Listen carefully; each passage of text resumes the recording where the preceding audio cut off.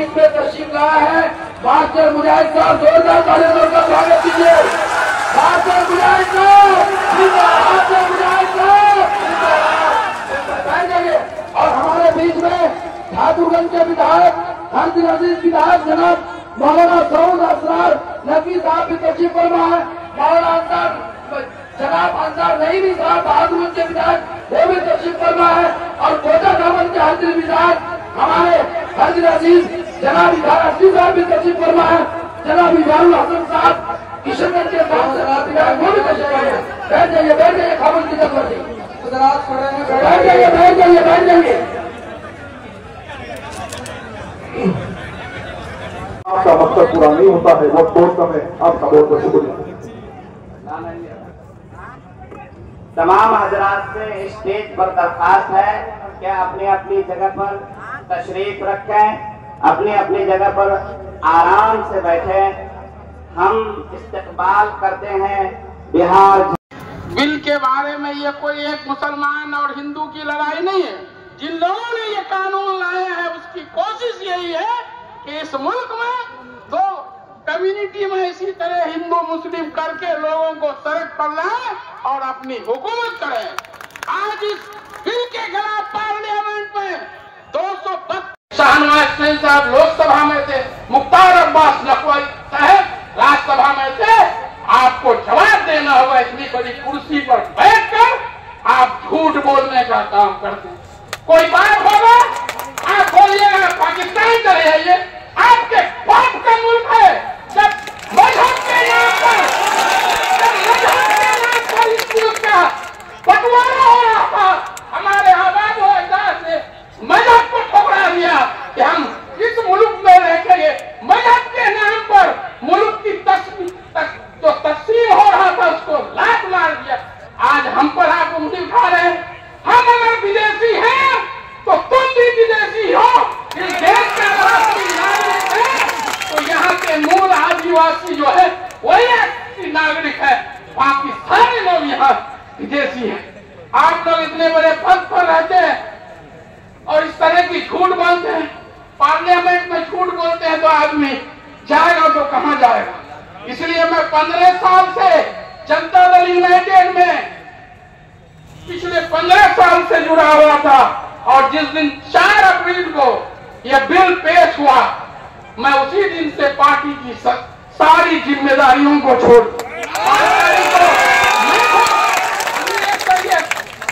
हजरत फैसल वली रहमानी साहब से मिलकर उनसे भी मशवरा लिया, उनसे भी गाइडलाइन लिया। सारे काबरीन यहाँ बैठे हुए, सबसे मैंने बात की और सुप्रीम कोर्ट तक जाने का काम किया हुआ। बैरिस्टर असदुद्दीन अवैसी साहब, चंद्रशेखर जी हैं, उनके लिए जोरदार ताली बजाइए। वो भी नगर की है, उनके लिए भी जोरदार ताली है। हम तो है ही नहीं। और इस दुख की घड़ी में, इस संविधान की लड़ाई में जो हमारे साथ हैं, दूसरे कौम हमारे जो है सबसे ज्यादा कुर्बानी उनकी है। तो हम सब लोगों को मिलकर मुनज़्ज़म तरीके से बिल्कुल शांतिपूर्ण ढंग से इस लड़ाई को आगे जारी रखना है। और जो भी हमारे काबिल हजरात का इस संबंध में हुक्म हो, जनता दल के लालू यादव तेजस्वी यादव के रहते हुए CAA-NRC बिहार में हम लागू नहीं होने देंगे, नहीं होने देंगे। इस तरह की लड़ाई हमारे बिरादर वतन लड़ते आए हैं, इसलिए मुझे फख्र है। मैं आपसे सिर्फ ये कहना चाहता हूं कि आप बहुत ही जिंदा कौम है। आपने हमेशा लड़ाई लड़ने का काम किया है, आपने कभी भी पीठ दिखाने का काम नहीं किया। और मुसलमानों की तो तारीख रही है आजादी की लड़ाई में। कोई माई कलाल इस सरजमीन हिंदुस्तान में नहीं बता सकता है कि आजादी की लड़ाई में कभी किसी मुसलमान के पीठ पर गोली लगी हो। हर वक्त मुसलमानों के सीने पे गोली लगी है, लेकिन वाजपेयी के पीठ पे भी गोली नहीं लगी है। इनके बाप दादा तो अंग्रेज की गुलामी करते थे, ये तो अंग्रेज के दलाल है। इसे हिंदुस्तान की मोहब्बत कहां से आएगी? मोहब्बत तो हमारे अंदर है। हमारे आबा अजदाद ने इस मुल्क में लाखों कुर्बानी देकर के हमारे उलमा इकराम, तकरीबन 3 लाख उलमा इकराम की शहादत हुई है, तब जाके हिंदुस्तान को आजादी मिली है। लेकिन यार ऐसे वाले भाजपा वालों, बताओ किसी नाम तो बता दो जिसने हिंदुस्तान की लड़ाई में आप किसी ने कुर्बानी दी हो। कुर्बानी तो छोड़िए, 1 घंटा भी जल गया हो, हाँ तारीख है, तुम्हारा सावरकर दर्जन भर से ज्यादा उसने माफी मांगा था, जेल से छूटने के लिए माफी मांगा, और माफी मांगकर जेल से बाहर निकलकर अंग्रेजों के साथ मिलकर सुभाष चंद्र बोस के खिलाफ के फौज के खिलाफ लड़ने का काम किया, हिंदुस्तानियों के खिलाफ लड़ने का काम किया। इसकी तारीख रही है, इसलिए हमें डरने की जरूरत नहीं है, हमें घबराने की जरूरत नहीं है।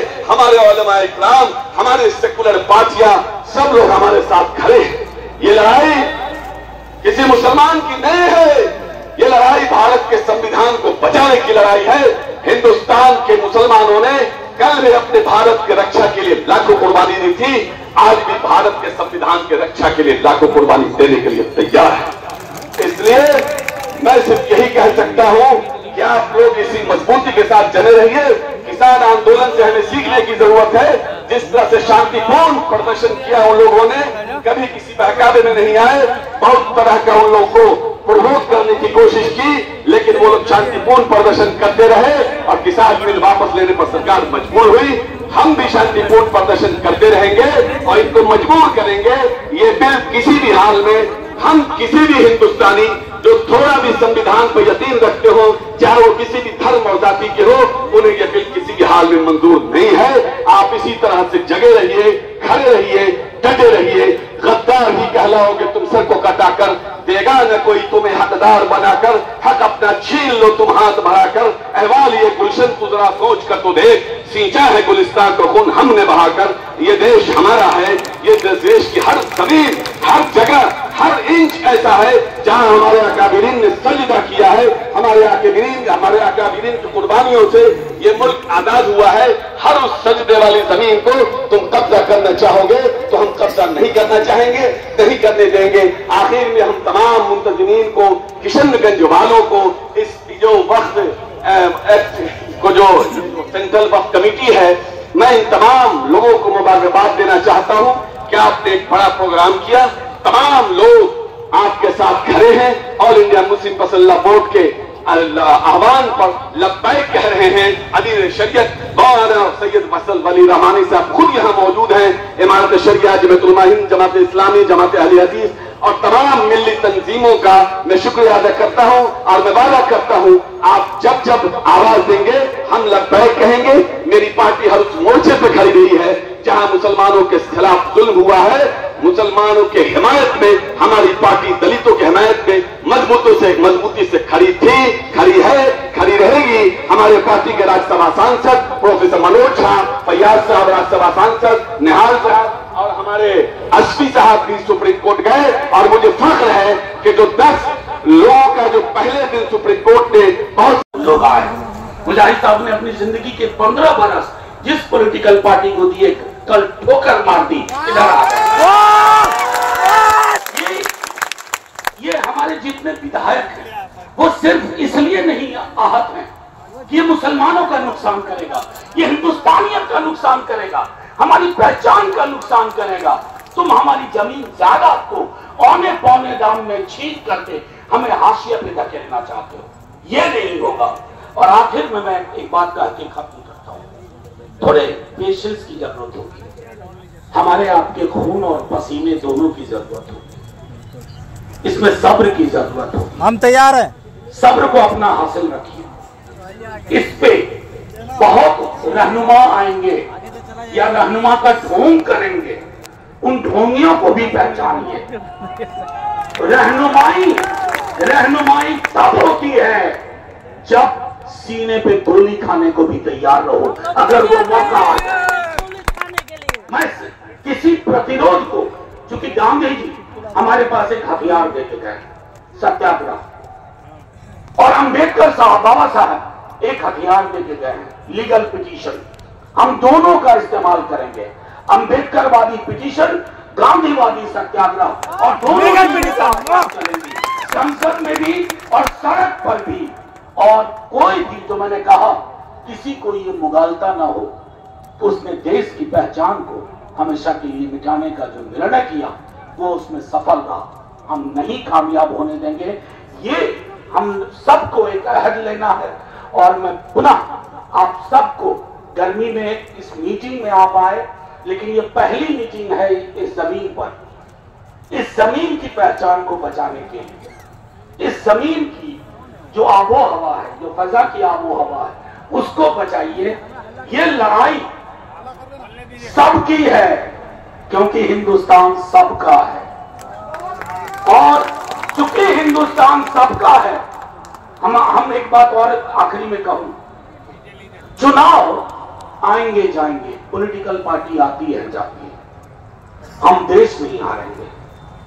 चुनाव भले हार जाए, 7 हारें 10 हारें, कम से कम इतिहास में उस तरह के लोगों का नाम नहीं होगा जो चुनाव जीते रहे नफरत फैला करके। हम मोहब्बत बांट के हारना चाहते हैं, हारना चाहते हैं। जय हिंद, इंकलाब जिंदाबाद।